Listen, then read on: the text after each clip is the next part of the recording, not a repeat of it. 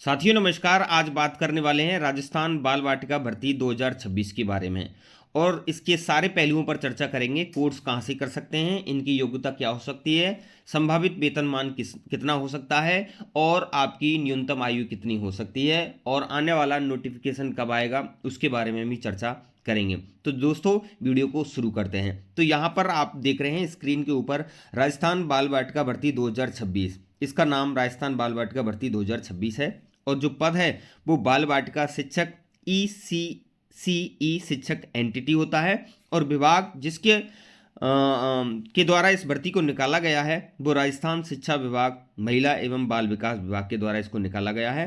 और नौकरी का जो प्रकार है वो सरकारी या संविदा जो आपका नोटिफिकेशन में दिया हुआ होगा उसका आपको ध्यान रखना है।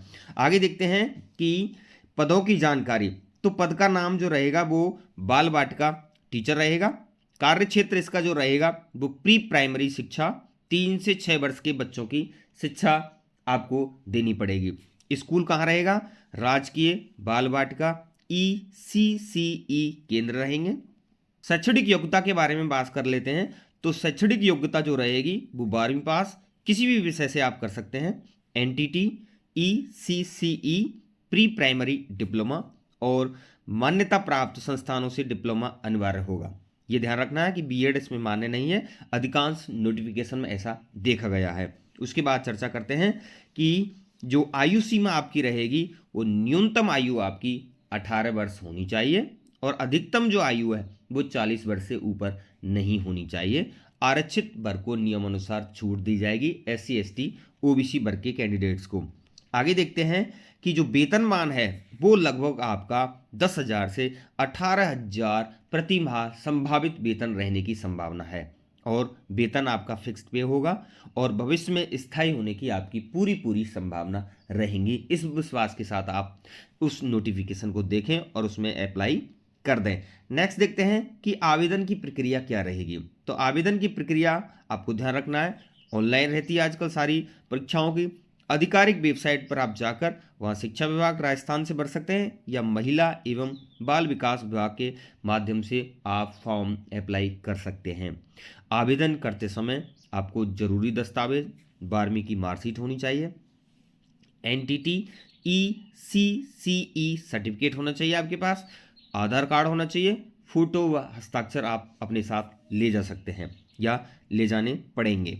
उसके बाद देखते हैं कि महत्वपूर्ण तिथियां, इसका नोटिफिकेशन कब जारी होगा।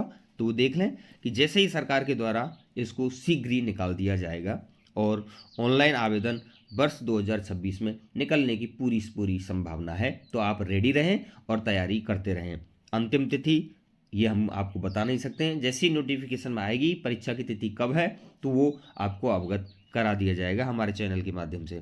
आगे देखते हैं कि CM की विशेष चर्चा, जो अभी बजट निकला है राजस्थान में, उसमें भी मुख्यमंत्री ने घोषणा की है कि प्रदेश में गांव के सरकारी स्कूलों में लगभग 62,000 नई बाल वाटिकाएं खोली जाएंगी। तो आपको बहुत ही शुभ अवसर मिलने वाला है और आप इसमें अप्लाई जरूर करें और क्या पता आपका नाम उसमें आ जाए लिस्ट में। तो इसलिए आप तैयारी करते रहें। आगे देखते हैं कि एक अधिसूचना निकाली गई थी राजस्थान सरकार के द्वारा 10/1/25 के माध्यम से, यानी एक लेटर आया था। तो उसमें पूर्व प्राथमिक अध्यापक के पद हेतु प्रतियोगी परीक्षा की योजना और पाठ्य विवरण उसमें दिया था। तो हम सीधी देखते हैं कि हमारे काम की चीज़ें क्या हैं। तो परीक्षा के कुल अंक जो होंगे वो 3 से होंगे। दोस्तों जो आपको नज़र आ रहा होगा स्क्रीन पर, यहाँ पर 3 से अंकों की परीक्षा होगी और प्रश्न पत्र केवल एक ही प्रश्न पत्र आपसे पूछा जाएगा, केवल एक ही प्रश्न पत्र पूछा जाएगा और समय अवधि जो आपकी रहेगी वो 2 घंटे 30 मिनट की होगी, जिसमें प्रश्न 1.5 से होंगे और बहुविकल्पीय यानी MCQ टाइप क्वेश्चन उसमें पूछे जाएंगे, यानी अन्य परीक्षाओं की तरह। और उसमें आपको ये ध्यान रखना है कि नेगेटिव अंक भी उसमें काटे जाएंगे, तो 1/3 अंक आपका काटा जाएगा। और न्यूनतम जो सामान्य वर्ग के लिए है वो न्यूनतम 40% अंक, अनुसूचित जाति अनुसूचित जनजातियाँ और जो भी अन्य जातियाँ हैं उनके लिए 5% की छूट दी जाएगी। तो आपको ध्यान रखना है परीक्षा के कुल 3 से अंक होंगे। परीक्षा का समय वो 2 घंटे 30 मिनट होगा, 1.5 से प्रश्न टोटल आएंगे और 1/3 यानी 1/3 आपका नेगेटिव अंक काटा जाएगा। आगे चलते हैं कि सिलेबस क्या हो सकता है। तो आपको इस बात पर विशेषकर ध्यान देना है कि जो आपका सिलेबस है वो देखना है कि लगभग वो राजस्थान का भौगोलिक, ऐतिहासिक और सांस्कृतिक ज्ञान है वो 100 अंकों का आएगा। बचपन काल का सामान्य ज्ञान, शैक्षिक परिवर्तन, निम्नतर एवं अनिवार्य बाल शिक्षा का अधिकार अधिनियम 2009 और समसामयिक मामले जो करंट अफेयर्स है वो 80 अंक की पूछी जाएगी। और बाल विकास एवं प्रशिक्षण जो पूर्व प्राथमिक अध्यापक के प्रशिक्षण पर आधारित होगा वो 100 अंक का होगा। उसमें बाल विकास 0 से 6 वर्ष, शारीरिक विकास, सामाजिक और भावनात्मक विकास, बौद्धिक विकास, संज्ञानात्मक विकास, संप्रेषण कौशल, दिव्यांगजन, मानसिक स्वास्थ्य, ये सारे टॉपिक आपसे पूछे जाएंगे। शिक्षा मनोविज्ञान 10 अंकों की आएगी और जो सूचना प्रौद्योगिकी है वो भी आपसे 10 अंकों के पूछे जाएंगे। तो ये आपका संभावित सिलेबस रहने की पूरी पूरी संभावना है। लेकिन आखिरी निर्णय उस नोटिफिकेशन के आधार पर ही होगा, कुछ उसमें परिवर्तन आ जाएगा तो हम आपको चैनल के माध्यम से अवगत जरूर करा देंगे।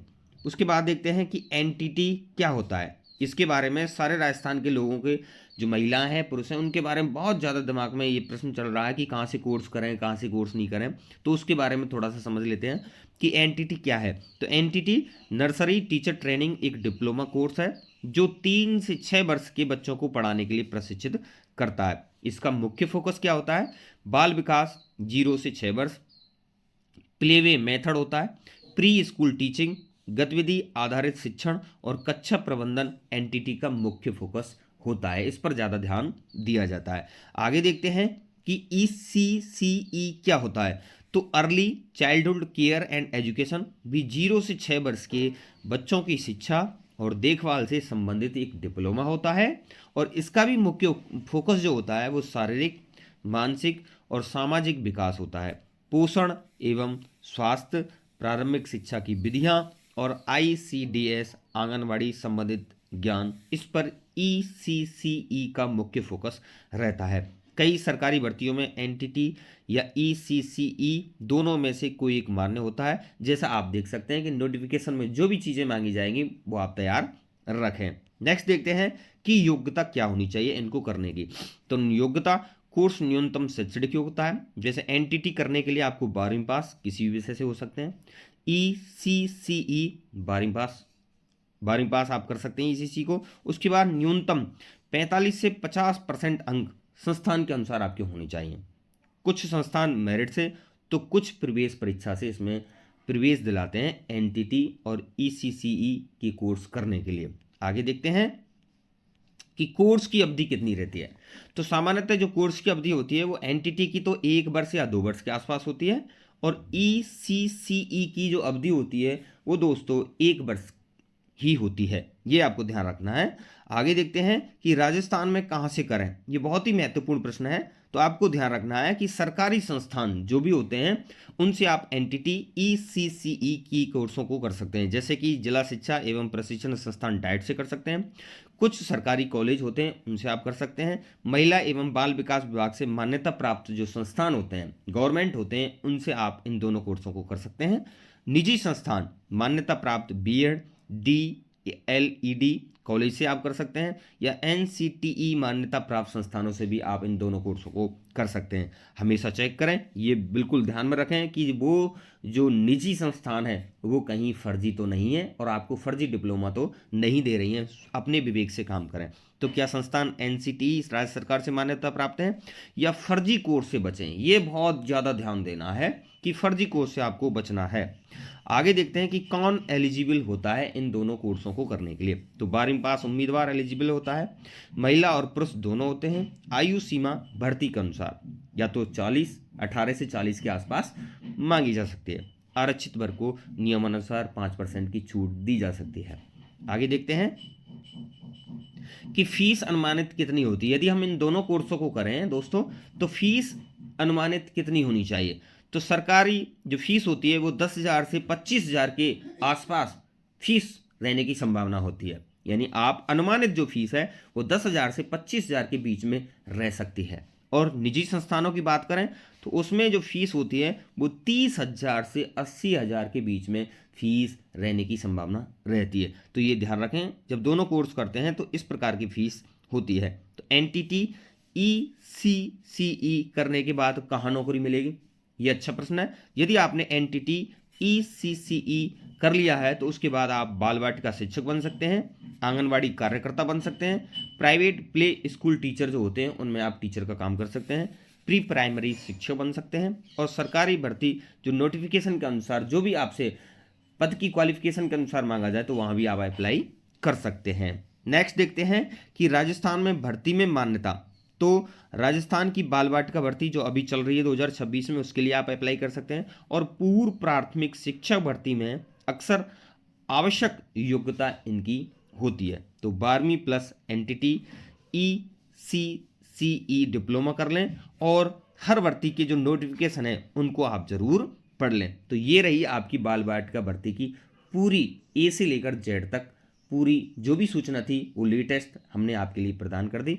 आप जिस किसी टॉपिक पर हमसे वीडियो बनवाना चाहते हैं प्लीज़ उनको आप कमेंट में ज़रूर लिखें। और यदि वीडियो अच्छी लगी है तो प्लीज़ हमारी वीडियो को लाइक शेयर कमेंट करना ना भूलें और दोस्तों के लिए शेयर करें। आज की वीडियो में बस इतना, मिलते हैं किसी अन्य वीडियो के साथ, तब तक के लिए धन्यवाद दोस्तों।